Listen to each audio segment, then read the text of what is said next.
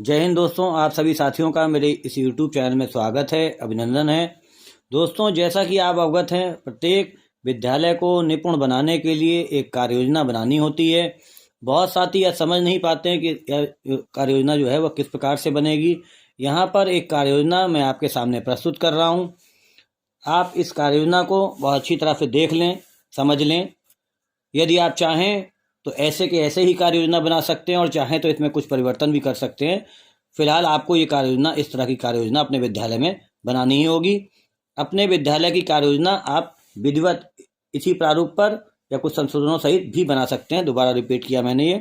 पहले यह कार्य योजना मैं प्रस्तुत कर रहा हूँ।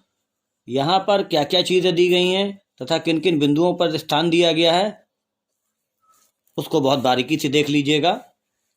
मैं आपसे यह भी कहना चाहता हूं कि जो साथी मेरे YouTube चैनल पर पहली बार आए हैं वो इस चैनल को सब्सक्राइब कर लें, क्योंकि इस तरह की मैं इंफॉर्मेटिव वीडियो आप सभी लोगों के लिए लेता आता हूं।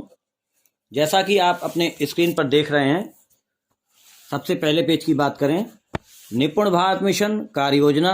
अब यहाँ पर विद्यालय जो दिया गया है, प्राथमिक विद्यालय केशवपुर गौटिया, भौजीपुरा, बरेली। और इसके बाद जब शुरुआत होती है तो यहाँ पर उत्तर प्रदेश निपुण प्रदेश पीले शेड में लिखा हुआ है, यहाँ पर मोनोग्राम बना हुआ है। निपुण भारत एक ही सपना, हर बच्चे भाषा समझ सके और उसकी गणना। National initiative for proficiency in reading with understanding and numeracy. बेहतर समझ और संख्या ज्ञान के साथ पढ़ाई में प्रवीणता के लिए एक राष्ट्रीय पहल। ये इसका पहला पृष्ठ है या पहला पेज है। दूसरे पेज पे आते हैं, शिक्षण विवरण दिया गया है, किस प्रकार से हमारा शिक्षण विवरण होगा। 1 से 6 तक टीचर्स दिए गए हैं, जैसे प्रेमवीर सिंह, प्रियंका गंगवार, श्रद्धा, बिमला, मोहनी और सुरेंद्र पाल। पद और उसके बाद उनके मोबाइल नंबर। ये एक जो है विद्यालय दिया गया है, उसका आप लोग पिक्चर देख रहे होंगे। उसके नीचे छात्र संख्या दी गई हुई, बाल वाटिका से कक्षा 5 तक, बालक बालिका और उसके टोटल दिए गए, उसके क्रम से जो है वो ब्यौरा दिया गया है। अगर पेज नंबर 3 पे पहुंचते हैं, क्रियाशील कक्षा कक्ष। तो क्रियाशील जो मतलब वर्किंग में है, कक्ष संख्या और कक्षा में 1 से 5 तक दिया गया है। और अगर कक्षा की बात करें तो 5 से 1 तक या कक्षा 1 से 5 तक। अगर कोई कंपोजिट विद्यालय है तो वहाँ पे 6, 7, 8 अपने आप स्वतः ही बढ़ जाएगा। अध्यापकों की नियुक्ति की अगर बात की जाए तो हम लोगों ने किस प्रकार से नियुक्ति इसमें दर्शाई है, इसे देखिए। बाल वाटिका कक्षा का पहला कॉलम है, दूसरा कक्षा अध्यापक। बाल वाटिका में जो भी कार्य देख रहे होंगे, फिर कक्षा 1, 2, 3, 4, 5 और यहाँ हमारे टीचर्स का नाम, जैसे मान लीजिए फॉर एग्जांपल बाल वाटिका में उस समय सुरेंद्र जी देख रहे थे तो सुरेंद्र पाल जी या प्रेमवीर जी, बिमला देवी, मोहनी, श्रद्धा गंगवार, प्रियंका गंगवार। ये अध्यापक नियुक्ति के संबंध में है। अगर हम लोग पृष्ठ संख्या या पेज संख्या 4 में पहुंचते हैं तो इसमें यहाँ पर निपुण लक्ष्य दिए गए हैं। भाषा में बाल वाटिका से लेकर कक्षा 3 तक, इसी तरह गणित में कक्षा 3 तक। और एक तरफ राइट हैंड पे निपुण भारत जो है उत्तर प्रदेश निपुण के संबंध में जो एक लोगो दिया गया है, और सर्व शिक्षा अभियान का भी एक लोगो यहाँ पर बना हुआ है। पेज नंबर 5 पे पहुंचते हैं, दिवसवार शिक्षकों का कार्य विभाजन प्रकार से हुआ है।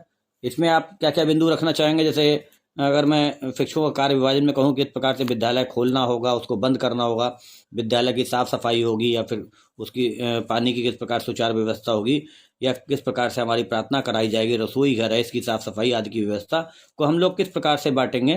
तो इन्होंने इसमें जो है वो दिन दिखाए हैं, सोमवार से लेकर शनिवार तक। और शिक्षक का नाम, जो भी आपके स्टाफ में आपके विद्यालय में तैनात हैं, उनके नाम जो है वह क्रमबद्ध रूप में आ जाएंगे। इसके बाद उपरोक्त शिक्षकों के अवकाश की अवधि, उक्त शिक्षक के कक्षा शिक्षण को लेकर दिवसवार कार्य की संपूर्ण जिम्मेदारी प्रधानाध्यापक की रहेगी। ये एक नीचे बिंदु लिखा हुआ है। इसके बाद अगर पेज नंबर 6 पे की बात करें तो पेज नंबर 6 पे आता है, प्रत्येक शिक्षक की व्यक्तिगत जिम्मेदारी। स्वयं की जिम्मेदारी क्या होगी, इस पे मैं थोड़ा फोकस कर दे रहा हूँ, क्योंकि इस बिंदु को जो है वो आपको थोड़ा ज़्यादा जिम्मेदारी से निभाना होगा। इसमें कहता है, प्रत्येक शिक्षक अपने कक्षा कक्ष की सफाई और रसोइयों की मदद ले सकते हैं, या प्रत्येक शिक्षक अपने कक्षा कक्ष में जो TLM सजाएंगे, रीडिंग कॉर्नर बनाएंगे, खेल सामग्री आदि का प्रयोग करेंगे, पुस्तकालय का उपयोग करेंगे, उसका अभिलेखीकरण करेंगे। ये दूसरा बिंदु कहता है। तीसरे बिंदु में जो आपका निपुण भारत हेतु जो सामग्री मिली है, जैसे गणित किट मिली है, पोस्टर कहानी मिले हैं, पुस्तिकाएँ मिली हैं, कक्षा कक्ष में किस प्रकार से आप सजाएंगे, उसका उपयोग किस प्रकार से करेंगे, शिक्षक डायरी किस तरह से मेंटेन करेंगे, उसकी बात कही गई है। इसके बाद नेक्स्ट इसका जो है बिंदु है, प्रतिदिन जो प्रार्थना सभा होगी उसके दौरान आप लोग उपस्थित होंगे। 5 मिनट की अवधि के बाद जो अनुपस्थित छात्रों हैं, उपस्थित पंजिका पर उनकी जो है दर्ज किया जाएगा, उनका मोबाइल नंबर उनसे संपर्क साधने के लिए रखा जाएगा। अपने कक्ष का ताला है, पंखा है, ट्यूबलाइट है, टीएलएम, इन सब चीज़ों की जो है अध्यापक महोदय की स्वयं की जिम्मेदारी होगी। सबसे लास्ट बिंदु जो कहता है भोजनावकाश के दौरान कक्षा के छात्रों को हाथ धुलवाना है, पंक्तिगत बिठवाना है, भोजन कराना है, भोजन के बाद प्लेटें धुलवाना, हाथ धुलवाना, भोजन व्यवस्था और भोजन के पश्चात कक्षाओं में बिठाने की जिम्मेदारी जो होगी वो किस प्रकार से आप लोगों के द्वारा बांटी जाएगी उसकी बात कही गई है। प्रत्येक शिक्षक की स्वयं की व्यक्तिगत जिम्मेदारी होगी। इसमें भी जो बिंदु थे। फिर आता है शिक्षकों के अवकाश संबंधी नियम। अब शिक्षक किस प्रकार से, इसमें किन किन बिंदुओं को रखा गया है। जैसे पहला है, सभी शिक्षक मानव संपदा पोर्टल पर अपनी आईडी से रिपोर्टिंग ऑफिसर वर्तमान समय प्रधानाध्यापक को बनाएंगे। यदि संभव हो तो उसके अवकाश लेने की सूचना पूर्व में ही 1 दिन पहले ही दे दें। दूसरा बिंदु कहता है अवकाश लेने से पूर्व किसी भी प्रतिवेदक को अपने कक्षा संचालन का कार्य लिखित रूप से अथवा विद्यालय के शिक्षक को व्हाट्सएप ग्रुप से मैसेज भेजकर बताना होगा, जिससे विद्यालय विधिवत संचालित होता रहे।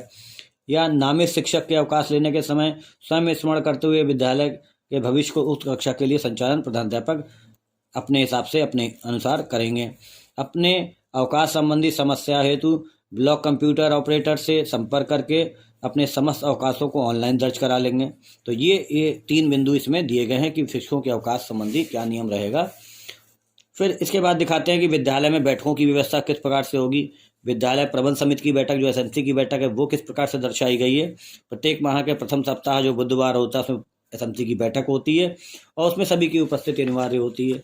अगर अभिभावक शिक्षक बैठक की बात करें तो प्रत्येक शनिवार को अपनी कक्षा के अभिभावकों को छात्राओं के साथ बुलाकर प्रत्येक माह किसी भी शनिवार को यह बैठक आयोजित की जा सकती है। ये बिंदु दिया गया है।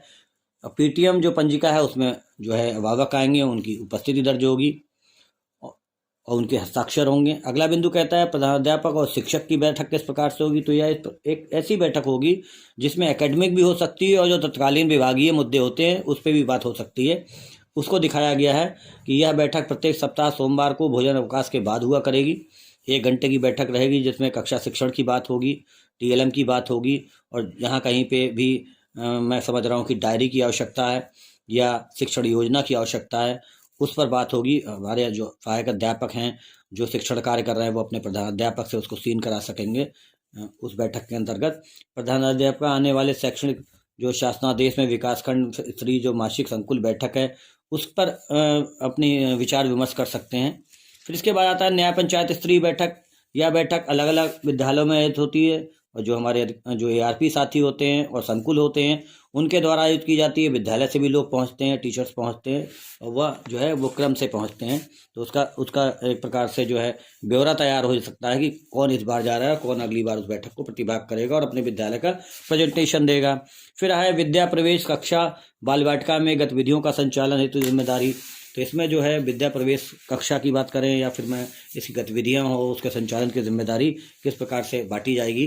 हमारे विद्यालय की कार्य योजना से में पूर्व से ही शिक्षकों को शामिल करते हुए कार्यों का विभाजन कर दिया गया है। बाल वाटिका या कक्षा 1 की गतिविधियां नोडल शिक्षक द्वारा कराई जाएंगी और इसकी कार्य योजना जो है उसके दस्तावेज जो है और पंजिकाएं जो हैं वो अच्छा अभिलेखीकरण होगा उसका। 31 मार्च 2022 तक का शासनादेश की बात करूं या 12 सप्ताह के गतिविधि कैलेंडर की बात करूं या आकलन प्रपत्र की बात की जाए या बाल वाटिका पंजिका की बात की जाए, निपुण भारत मिशन संबंधी जो पंजिकाएं हैं या उसकी बात की जाए, उसके अभिलेखीकरण की बात की गई है। और सबसे लास्ट पेज में आता है एक शपथ आपकी। जो आपका विद्यालय है उसमें जो प्रधानाध्यापक हैं वो इस शपथ को जो है अपने अपने शिक्षकों के साथ में दोहरवाएंगे उनसे। अगर मैं एग्जाम्पल में बात करूं, अगर केशवपुर गौटिया की ये जो है कार्य योजना है तो यहाँ प्रेमवीर जी वहाँ प्रधानाध्यापक है। तो मैं प्रेमवीर सिंह प्रधानाध्यापक अपने पूरे स्टाफ सहित शपथ लेता हूँ कि मैं अपने अधिकार क्षेत्र के सभी बच्चों को बुनियादी दक्षताएं प्राप्त कराने हेतु विद्यालय को निपुण विद्यालय के रूप में विकसित करेंगे। हम अपने ब्लॉक को निपुण ब्लॉक, जनपद को निपुण जनपद और प्रदेश को निपुण प्रदेश के रूप में विकसित करने के लिए अपने हृदय से समर्पित भाव से अपना पूरा योगदान देंगे। देखिए साथियों, तो एक कार्य योजना जो है मेरे द्वारा आप लोगों को के सामने जो प्रेजेंट की गई, आपको ये कार्य योजना बेहतर लगी हो, अच्छी लगी हो तो आप इन्हीं के बिंदु को ले सकते हैं। ये मेरे द्वारा जो है वो आपको शेयर कर दिया गया है। चाहें तो आप कुछ बिंदु इसमें घटा सकते हैं, कुछ बिंदु बढ़ा सकते हैं, लेकिन ऑथेंटिक जितने बिंदु होते हैं वो इसमें समाहित हो गए हैं। कुछ बिंदु आप और अगर लाना चाहते हैं, जोड़ना चाहते हैं तो उन बिंदुओं को आप बेहतर तरीके से जोड़ सकते हैं। कुल मिला के इसका जो है समरी ये है कि प्रत्येक विद्यालय में एक निपुण कार्य योजना होगी, एक विद्यालय की कार्य योजना होगी। वो कार्य योजना आप एक बेस होगा कि आप अपने विद्यालय को किस प्रकार से निपुण विद्यालय बनाएंगे, और आपके जो कार्यक्रम है, जो भी व्यक्ति आएगा, जो भी आपके विद्यालय में आएगा, नामित होगा या नामित नहीं भी होगा, वो आपके विद्यालय में आके सबसे पहले आपकी जो है कार्य योजना के बारे में अवश्य पूछेगा और आपकी कार्य योजना अवश्य देखेगा। उसमें अगर कोई बिंदु बढ़ाना है तो आप अपनी इच्छा से भी बढ़ा सकते हैं। वो व्यक्ति जो आता के जाए, आपको उसे एफिशिएंट लगती है तो आप भी उस चीज़ को बढ़ा सकते हैं। ठीक है, मैंने आपको ये प्रेजेंटेशन किया, ये आपको मैंने आपके साथ शेयर की है कार्य योजना। यदि आपको ये कार्य योजना बेहतर लगी हो, इसके बिंदु बेहतर लगे हों, इसके जो मैंने आपको ब्यौरा दिया, ये चीज़ आपको बेहतर लगी हो या वीडियो या पसंद आया हो, तो आप इसको लाइक करें, सब्सक्राइब करें और